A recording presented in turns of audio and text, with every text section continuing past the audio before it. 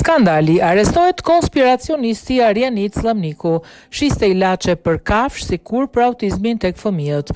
Policia e Kosovës ka arrestuar të martën konspiracionistin Arjanit Slamnikun në ndyshimet për ushtrim të kundralishëm të veprimtarisë mjekësore ose farmaceutike dhe eksperimentale, të kundralishme mjekësore dhe testim të barnave.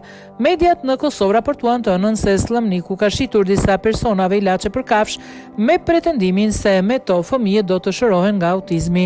Konspiracionisti Slamniku është ndaluar për 48 tetor me urdhër të prokurorisë themelore të Gjilanit, ndërkohë policia e Kosovës në Gjilan u ka bërë thirrje qytetarëve që kanë marrë shërbime shëndetësore ose konsultime nga Arjanit Slamniku dhe që mendojnë se mund të jenë dëmtuar qoftë materialisht ose në shëndet të paraqiten ambientet e njësisë e timeve rajonale në Gjilan për intervistim.